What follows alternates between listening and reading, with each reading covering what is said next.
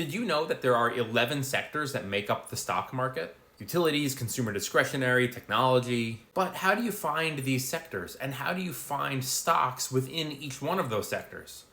I'm going to show you right now. You ready? Let's go. Oh, wait, first, smash that follow. First, I'm going to go to a website like Seeking Alpha. And then I'm going to look up any S&P 500 index fund. And then all I'm going to do is I'm going to go right here to holdings. And you can see that the S&P 500 invests in all 11 sectors.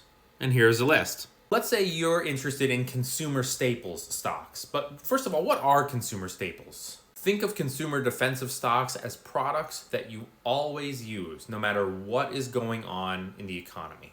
It's important to note with consumer defensive that this sector is also called consumer staples. Now here's something that a lot of people don't know about the website Seeking Alpha. Some people think that their search bar right at the top is literally just for searching for ticker symbols like AAPL for Apple. You can also use it as a search feature. I just typed in consumer staples ETFs and a list pops up.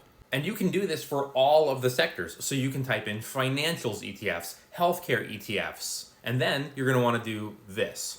So I just clicked on this one. If you click on holdings, you scroll down just a little bit. Here are their top 10 largest holdings. Now, consumer staples stocks tend to do well in recessions, and in bull markets, their growth is just kind of slow and steady because they're very large established companies. But many of them also pay pretty good and pretty secure dividends. So if you are the kind of investor who said, I think I want a few consumer staple stocks in my portfolio, I just don't know which ones to buy, you can easily check out any ETF, any sector-specific ETF, and go through their top 10 holdings. And of course, if you are really bullish on that sector overall, no matter which one it is, but in this case, consumer staples, you could just buy one of the consumer staple ETFs. Luckily for you, whether you want to buy individual stocks or ETFs and you're just not sure which one to buy, I've got something that you should check out right over here.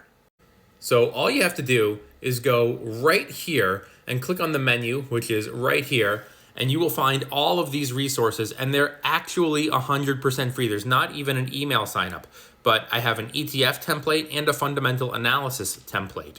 So if you were on this list and you couldn't decide between, say, Procter & Gamble and Colgate, or maybe Altria and Philip Morris, or Coca-Cola and Pepsi, then you just click on the fundamental analysis template.